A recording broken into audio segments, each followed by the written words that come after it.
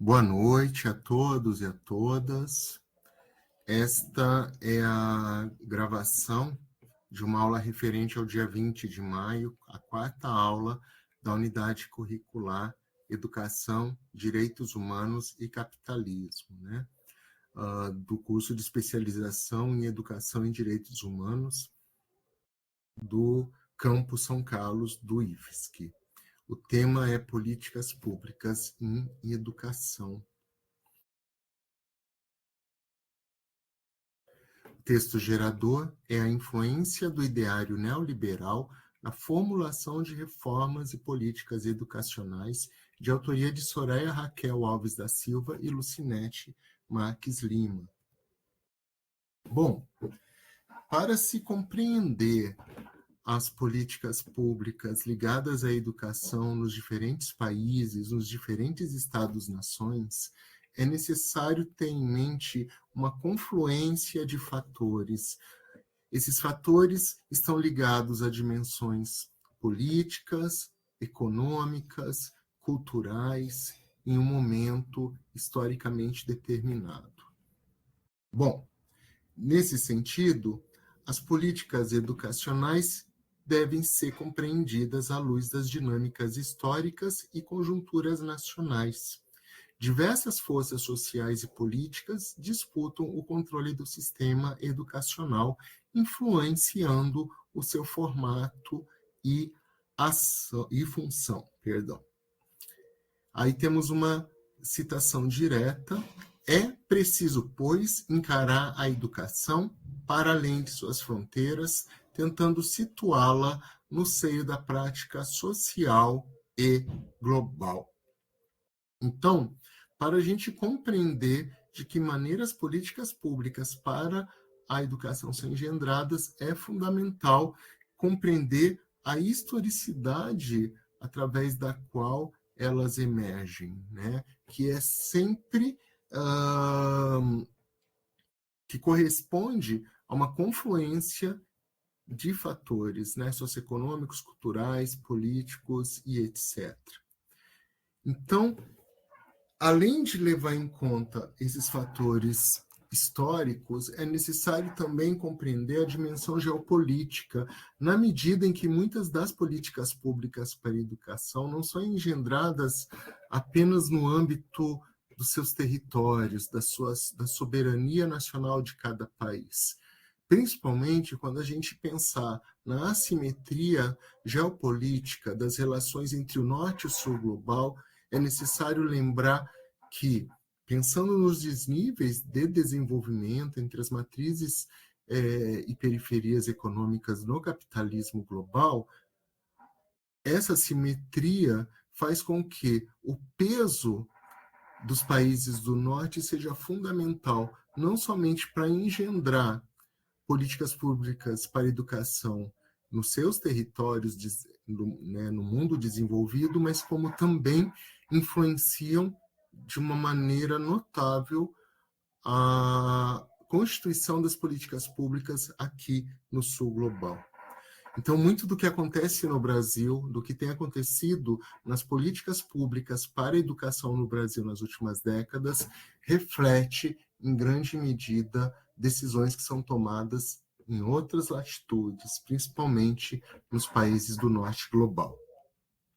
É preciso, pois, repetindo, encarar a educação para além de suas fronteiras, tentando situá-la no seio da prática social e global. Bom, estamos num momento no capitalismo global em que as forças neoliberais têm, digamos assim, se colocado de uma maneira bastante contundente diante dos processos decisórios que elaboram as políticas públicas, não apenas para a educação, mas também para a saúde, educação, moradia e etc. Então, a gente precisa entender a força do neoliberalismo. O neoliberalismo que deve ser entendida como uma doutrina teórica ou como prática política concreta, influenciando diretamente reformas educacionais. O neoliberalismo parte da ideia de que o Estado deve interferir minimamente no funcionamento da economia, na economia de mercado. A economia deve se autorregular, o mercado tem um papel coadjuvante nesse processo, não deve interferir demais, a não ser que seja necessário, né, no caso de algum ajuste, de alguma necessidade específica. E não apenas esse Estado não deve se meter na economia, como esse Estado também ele deve abrir mão de várias atribuições que a ele que eram suas funções, que eram funções desse Estado no momento, por exemplo, do que a gente chamava de estado de bem-estar social ou welfare state.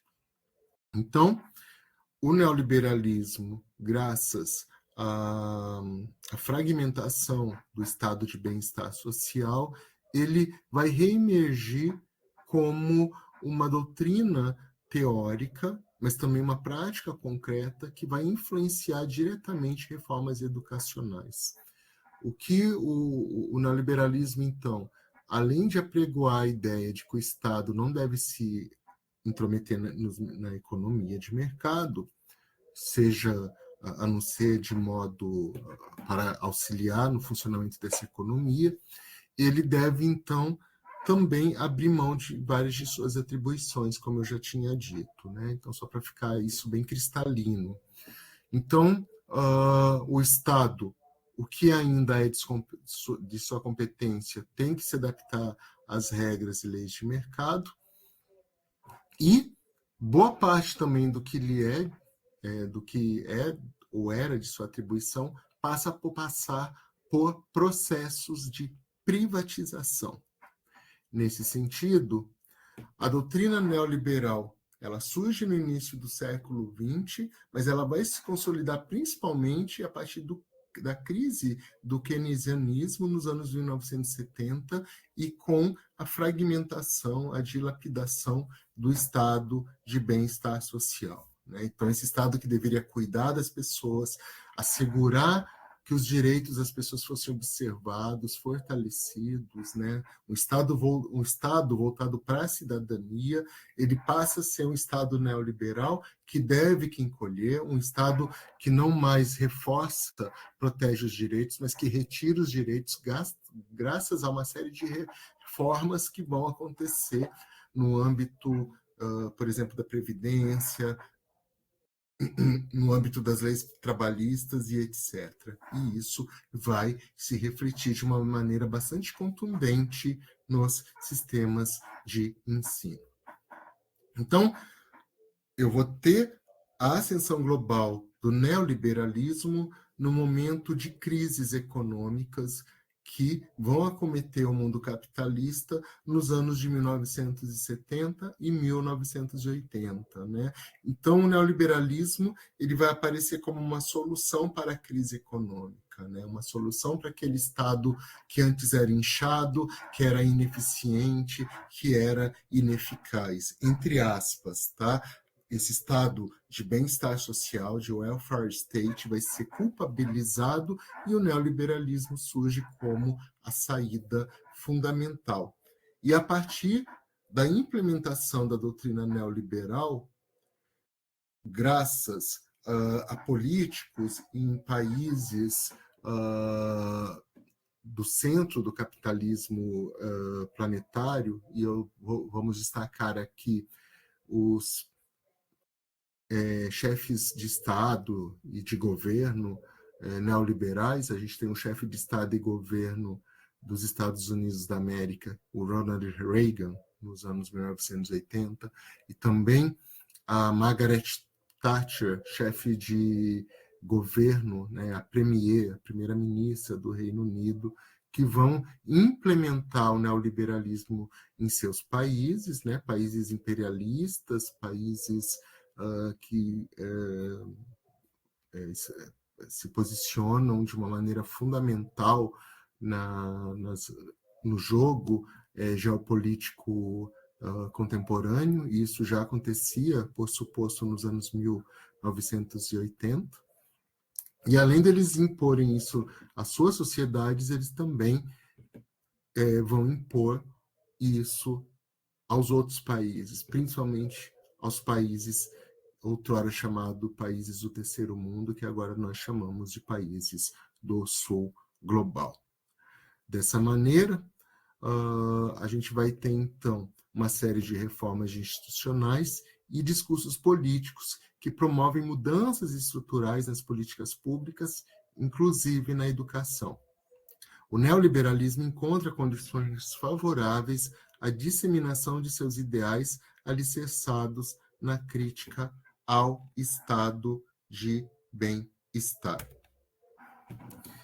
E a gente precisa entender o neoliberalismo como necessário para o processo de reestruturação e de adaptação do capital necessário após as crises dos anos 1970 e 1980. Então, a lógica neoliberal, ela redefine a atuação estatal e impõe novas formas de governança e relações de trabalho. Essas relações de trabalho estão ligadas a essa ideia de Estado mínimo, de um Estado que deveria encolher, porque o Estado anterior é considerado ineficiente e ineficaz. E é necessário aqui fazer um parênteses, meus caros e minhas caras, porque isso aí é uma distorção ideológica, né?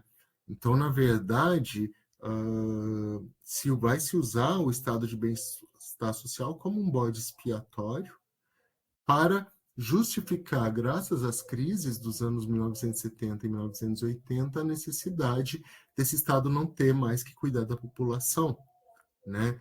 Então, começam a acontecer processos de privatização bastante violentos, muitos direitos cidadãos, trabalhistas são retirados da população, há um processo de desregulamentação e aquilo que era regulado pelo Estado passa para a iniciativa privada e o indivíduo passa a se tornar, digamos assim, indefeso, né? Ele deve cuidar de si mesmo, ele deve empreender, ele é culpabilizado individualmente se ele fracassa e ele é enaltecido individualmente se ele acerta, né? Se ele consegue o seu lugar ao sol. Isso vai mudar toda a existência social no âmbito da lógica econômica neoliberal. E aí, nesse sentido, a educação passa a ser disputada como campo estratégico de reprodução do capital. A educação destaca-se, então, como uma dimensão considerada nas políticas de reestruturação do Estado. Essa educação passa a ser vista como um grande negócio e, além disso, ela vai incutir a ideologia neoliberal nos estudantes, né, que vão passar a ser vistos como clientela, né? Os procedimentos de gestão empresarial da empresa privada cada vez mais passam a ser internalizadas pelos sistemas de ensino que vão se moldar, se adaptar a esse neoliberalismo. E aí a gente vai ter problemas muito sérios em relação aos próprios direitos humanos, porque essas reformas liberais, na medida em que elas tiram direitos da classe trabalhadora, na medida em que ela esvazia a dimensão coletiva da existência, ela esvazia a dimensão comunitária, né? A lógica da livre concorrência, ela deve ser internalizada pelos sujeitos e a educação vai ter um papel fundamental nesse processo, né? Uma educação que se torna uma educação neoliberal, que cultua o individualismo, a livre iniciativa, a livre concorrência, né? A reordenação de todas as esferas da vida social de acordo com uma dinâmica mercadológica, né, empresarial. Então, esse trabalho é um trabalho de abordagem qualitativa, baseado em análise documental e bibliográfica, sob a perspectiva materialista histórico-dialética, buscando compreender a educação como parte de um movimento social contraditório e dinâmico. Então, é necessário a gente ter em mente que a escola e as políticas educacionais não representam espaços neutros, né? São resultantes de um movimento dinâmico e contraditório, né? Então, isso é muito importante a gente entender. E aí, com base, né, nessa análise que é feita, né, as autoras vão perceber que a escola e as políticas educacionais não representam espaços neutros, né, são resultantes de um movimento dinâmico e contraditório. Então, a reemergência neoliberal ela tem que estar ligada à compreensão de uma crise do capital, a crise do modelo fordista, taylorista e a queda da lucratividade nos anos 1970 deram justamente espaço à ideologia neoliberal. Essa ideologia que responsabiliza, que culpabilizou o estado de bem-estar, o welfare state, pela crise, propondo a ideia de um mercado autorregulado, com autonomia. Essa ideologia encontrou terreno propício à sua adoção a partir dessa crise econômica. E o Estado, embora reduzido em sua intervenção econômica, ele atua fortemente para implementar a agenda neoliberal. A ideia de um Estado mínimo, na verdade, paradoxalmente, esconde a centralidade do poder estatal na manutenção da ordem neoliberal, porque o Estado ele continua tendo a sua utilidade, né? Então, você vai vendo esses paradoxos, né, que a gente vê na própria implantação desse Estado neoliberal. Isso também vai acontecer em um contexto de financiarização da economia. O capital produtivo vai se metamorfosear em capital financeiro, né? Então, a acumulação de capital migra da esfera produtiva para a financeira. A bolsa de valores, a especulação e etc. Isso sustenta o neoliberalismo, tem como consequências, como a gente viu em aulas anteriores, o desemprego estrutural, e toda essa lógica, toda essa financiarização da economia vai impor as suas lógicas à educação, que deve se conformar a essa esfera, essa lógica neoliberal, né? Então, a chamada financiarização ou dominância financeira, resumindo, é um produto da estratégia neoliberal. E quais são os impactos na educação básica? A educação básica é priorizada pelos organismos internacionais como estratégia de combate à pobreza e promoção do capital humano. E aqui cabe um parênteses. Ela é vista como estratégica para o combate à pobreza, mas na medida em que o neoliberalismo retira direitos, reduz o Estado e deixa o indivíduo a jogar da sua própria sorte, já que os mecanismos de proteção social são destruídos através da desregulamentação, essa mesma educação, que é tão apregoada pelo neoliberalismo, ela vai ser, de alguma maneira, ela se localiza nesse contexto que aumenta a pobreza, que é o contexto de neoliberalismo. E essa educação, na medida em que torna as pessoas mais alienadas, ensinando-as a obedecer, ensinando-as que devem se conformar a essa ideia de um Estado esvaziado, e que elas têm que correr atrás de sua própria sorte, de seu próprio destino, por si só, né, esse processo de individualismo total, esse processo aumenta a pobreza, concentra mais a renda e aumenta a desigualdade.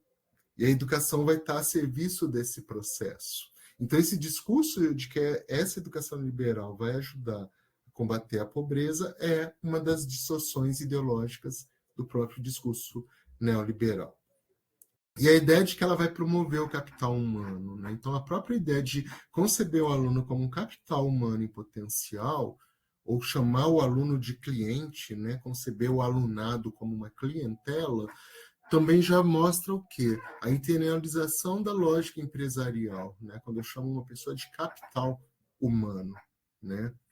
E toda essa educação, como é uma educação que não é crítica, é uma educação para a conformação ao sistema, ao status quo, ela não vai questionar as causas estruturais da pobreza, que esse mesmo tipo de educação ajuda a manter, né?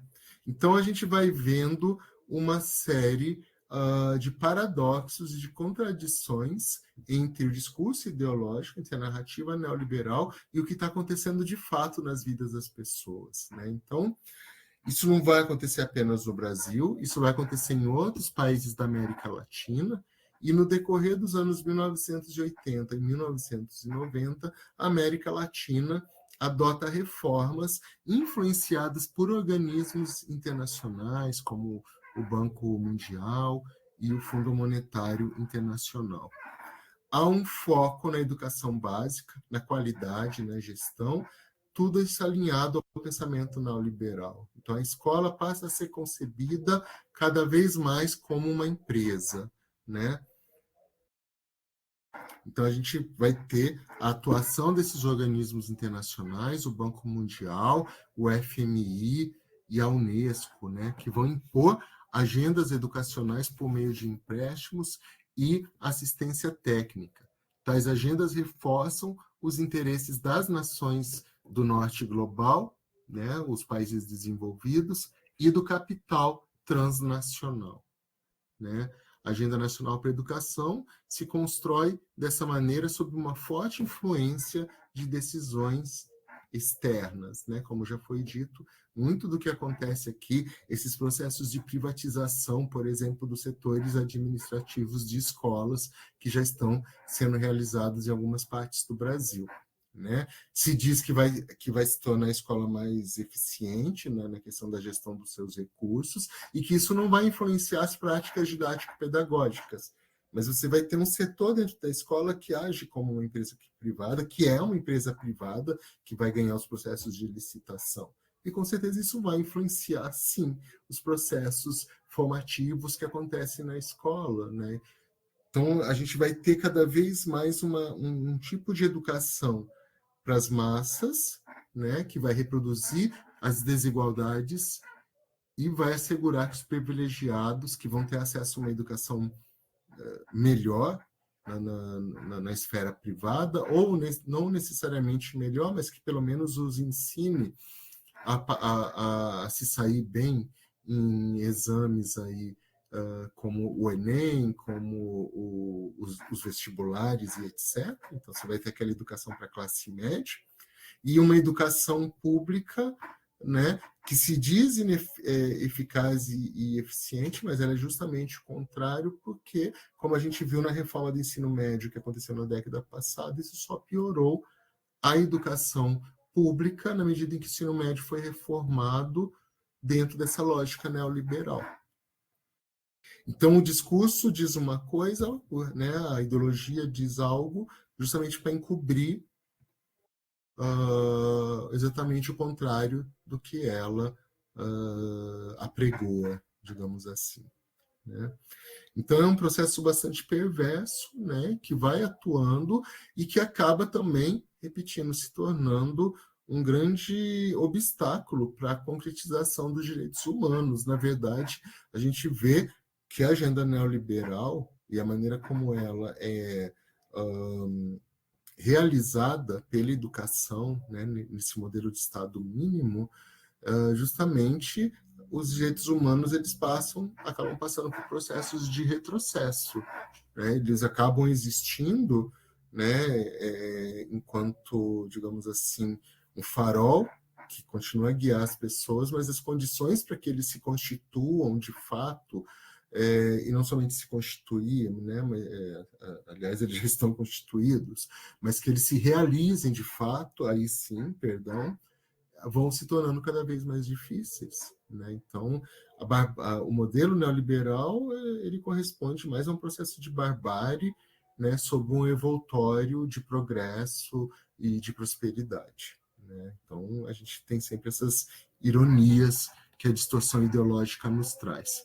E aí essa lógica do capital humano, né, vai sendo reforçada, porque a gente vai ter um discurso internacional que apresenta a educação como um investimento de alta rentabilidade econômica.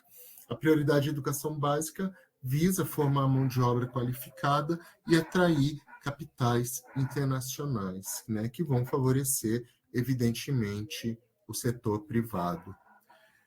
E aí, apesar dos discursos de equidade, de combate à pobreza, como já foi dito, as políticas educacionais neoliberais evitam justamente questionar a desigualdade estrutural, né? Então, ela é bastante eficaz, porque os direitos são precarizados, a existência passa a se submeter à lógica mercadológica, né, à barbárie neoliberal, e, ao mesmo tempo, essa educação produz conscientes, reificados, subjetividades lesadas que não vão questionar o sistema, muito pelo contrário, vão se submeter a ele e ainda vão defendê-lo, né, com unhas e dentes, né? E isso acontece com mais força, principalmente quando a barbárie neoliberal, né, se casa com o neofascismo, que é algo que tem acontecido muito no nosso país. Então, essas políticas públicas para a educação, elas escondem a intencionalidade na medida em que o objetivo delas é acomodar os interesses econômicos das classes dominantes, né? Então, vão acontecendo reformas estruturais, né, baseadas na descentralização, na avaliação e gestão orientados por lógicas mercadológicas, o aluno é clientela, né? O aluno que repete de ano ou que tem rendimento insuficiente, ele deve ser retrabalhado. Retrabalho, refugo, clientela são termos empresariais, né? E a gente tem que sempre pensar nessas políticas públicas dentro de um jogo geopolítico, né? Dentro de redes políticas de educação global. Então, novas redes e comunidades políticas vão difundindo discursos neoliberais em escala global, com a participação de governos, ONGs, as ONGs e corporações. Políticas educacionais são desenhadas fora do Estado-nação, né? Por essa lógica das grandes corporações privadas. E a educação vai sendo privatizada, direto ou indiretamente, né? Isso ocorre por meio da entrada de atores privados nos serviços educacionais e da adoção de práticas empresariais na escola pública. É uma forma sutil e progressiva de subordinação ao mercado, né? A privatização da educação, de responsabilidades tradicionalmente que eram do Estado, né? Agora passam a seguir a lógica da iniciativa privada. Então, a educação aqui também, como a gente consegue combater esse processo? A educação tem o seu papel, mas a educação ela tem que ser entendida no âmbito da superestrutura do capitalismo, né? Lembrando que esse é um conceito que diz respeito ao topo ideológico, político, midiático, científico e etc., da estrutura capitalista, né, dividida entre essa superestrutura, onde está o Estado, onde está a educação, onde está a filosofia, onde está a ideologia, e a infraestrutura, que é a base produtiva, né? Então, a educação, ela reflete a base produtiva, a base econômica, cada vez mais ligada ao neoliberalismo. Então, a solução para a transformação ela não vai vir da escola por si mesma, porque essa escola está refletindo o neoliberalismo. A escola pode questionar o sistema, né? A escola reflete as contradições do modo de produção capitalista. A escola pode reforçar os direitos humanos, só que ela é tecida nesse contexto por políticas públicas cada vez mais liberais. Então, não dá para esperar que a própria escola resolva sozinha os problemas que o neoliberalismo tem trazido, como o aumento da pobreza, da concentração de renda e o desemprego estrutural, né? Então, a crença na educação como solução para os problemas sociais ignora as estruturas de exclusão do capitalismo. Embora essencial, a educação não resolve sozinha essas desigualdades. Ou seja, a educação não é salvadora da humanidade. Bom, eu finalizo aqui essa aula, né? Esse foi o nosso último encontro, na verdade, aqui de modo assíncrono, né? Porque eu tive que fazer uma regravação da transmissão original que foi feita, porque os slides não estavam passando quando eu exibi via PowerPoint. Eu só percebi isso depois que eu fiz o download, então estou tendo que regravar essa aula, daí eu coloquei os slides na nuvem e agora deu certo. Né? Pelo menos espero que sim, até vou esperar o download novamente. Lá na plataforma Moodle, nós temos um template, um modelo, para vocês fazerem atividade B, que é o texto dissertativo argumentativo. Ali a gente tem as orientações para a feitura desse texto. Tanto a atividade A, questões de múltipla escolha, como a atividade B, estão disponíveis até o dia 25 de maio, que é o próximo domingo, até as 23h59 da noite. Então, aqueles que ainda não fizeram atividade, ainda tem alguns dias, aproveitem essa oportunidade, tá? Depois disso, será aberta a atividade de recuperação, também será disponibilizada uma avaliação da unidade curricular, do professor, das aulas por vocês. É muito importante essa avaliação para a gente melhorar a oferta, para melhorar ofertas futuras. Eu agradeço a todos aí pela participação na unidade curricular. Desejo a vocês uma excelente conclusão de curso, um excelente TCC. Não parem de estudar, façam suas atividades aí, façam outras especializações, façam mestrado, façam doutorado, tá? Eu sei que a luta é difícil, mas como diz uma amiga minha aqui de São Miguel do Oeste, não é impossível. Um grande abraço para vocês e tenham uma ótima semana e fico à disposição no Moodle para comunicação. Tchau.